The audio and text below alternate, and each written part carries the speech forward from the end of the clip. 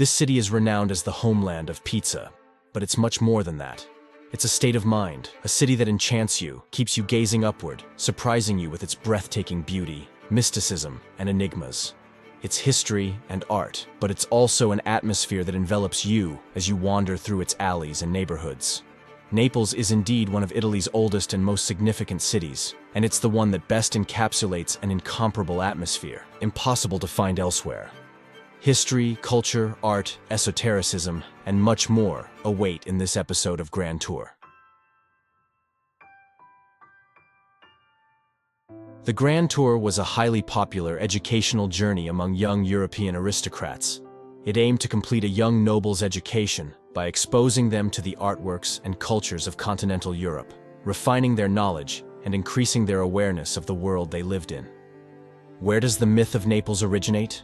Well, we need to take a step back. The city's original name comes from a famous legend intertwined with the story of Ulysses.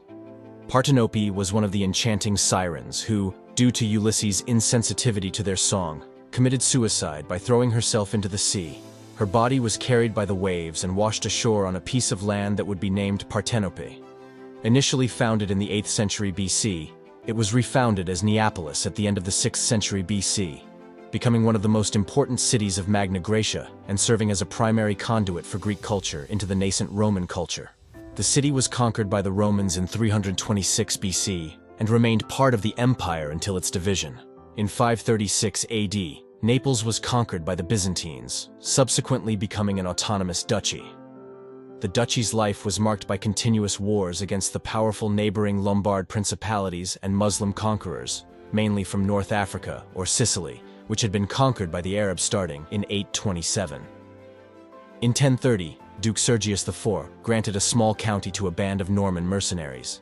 From there, the Normans were able to subjugate all of southern Italy, creating the Kingdom of Sicily. Later, the kingdom came under the control of the Swabians, who decided to establish a university to train the new ruling class and serve as a hub for the Holy Roman Empire. Naples became part of the Angevin kingdom until 1442, when the Aragonese, originating from Spain, took control. The Spanish ruled Naples for 2 centuries, making it one of the main centers of their empire. During the War of Spanish Succession, Austria conquered Naples, but held it for only a few years until 1734. When the kingdom was taken over by Charles of Bourbon, who re-established it as an independent state encompassing all of southern Italy and Sicily. Under Charles III of Bourbon, the city saw a series of grand architectural and archaeological projects, making it an outstanding European capital. It also emerged as one of the most important Enlightenment centers in Europe and a primary destination of the Grand Tour. In 1806, it was conquered by French troops led by Napoleon Bonaparte, who looted thousands of artworks. With his defeat, the city returned to the Bourbons until 1860, when they were defeated and Naples was annexed into the Kingdom of Italy. Now that we understand the cultural influences of Naples, we can better appreciate the city's artistic heritage and that of the surrounding areas. Let's begin the first episode of the Grand Tour. The city of Partenope was founded on a plateau by the sea. It was a small, walled city in a strategic area. When it became Neapolis, new city, the city was moved to a larger location, and the old Partenope became Pelepolis, meaning the old city. Greek remains are few and often altered by the Romans. However, some elements persist. Mount Achaia, the plateau where Partenope stood, and the remnants of the ancient Greek walls are still visible. Additionally, the structure of a Greek city developed through 3 main parallel streets can be seen today in the street known as Spaccanapoli, which divides Naples and is still accessible.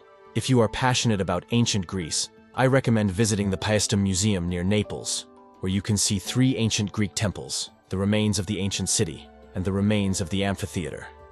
Now, let's move on to Roman Naples. Beneath Naples lies a vast network of tunnels, galleries, aqueducts, and spaces excavated and used by humans throughout the city's history. Initially, these excavations produced tough blocks for walls and temples, later becoming funerary chambers. In Roman times, a network of hundreds of kilometers of roads functioned as aqueducts to supply fountains and homes. During World War II, the tunnels were used by the population to protect themselves from the bombings that struck the city. Other notable Roman sites are the cities buried by lava, Herculaneum and Pompeii.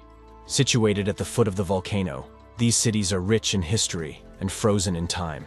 Walking through these sites, you can see how the Romans lived their daily lives.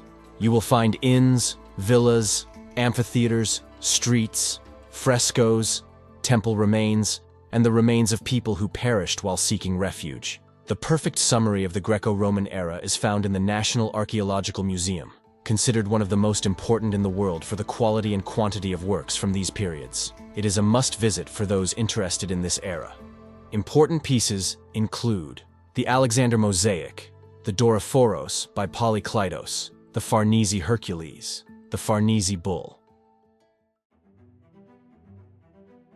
The Veiled Christ is one of the most fascinating and mysterious artworks you can see in Naples.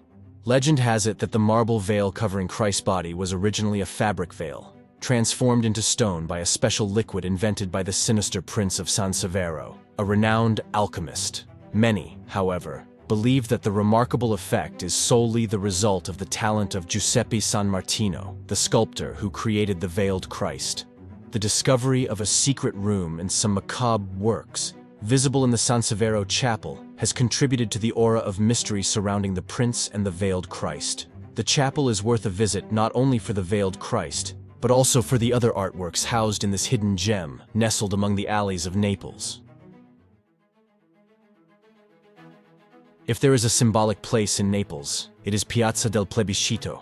Over the centuries, it has transformed from a simple rural area to a gathering place for Neapolitans, where medieval tournaments were once held. Today, it represents the new Neapolitan Renaissance. It is a popular spot for locals and tourists to stroll and admire its grandeur and the two jewels it houses, the neoclassical colonnade of the Church of San Francesco and the Royal Palace. The Royal Palace was built at the end of the 1500s when the potential visit of King Philip III to Naples caused a stir. The capital of the viceroyalty had no place to host the most powerful man in the world. Inside, the palace boasts a rich collection of artworks, sumptuous furnishings, and precious frescoes, testifying to the opulence and prestige of the Neapolitan monarchy. I also recommend visiting the Royal Palace of Caserta, where the king intended to establish the new administrative center of the kingdom, considered safer due to its distance from Vesuvius eruptions and pirate attacks. Connected to the Royal Palace of Naples, the Royal Theatre San Carlo is one of the largest theaters in Italy and among the oldest in Europe. It was inaugurated on November 4th, 1737, on the king's name day, to demonstrate his power. The result of this regal egocentrism was a wonderful gift to the city of Naples, a magnificent theater appreciated worldwide. In 1738, Charles of Bourbon decided to transform his hunting lodge in the woods into a royal palace. The museum spans 3 floors. On the first floor, there is the historical apartment and the rich Farnese collection featuring works by Titian, Masaccio, Botticelli, Raphael, and many others. On the second floor, there is a gallery with works from the 13th to the 18th century.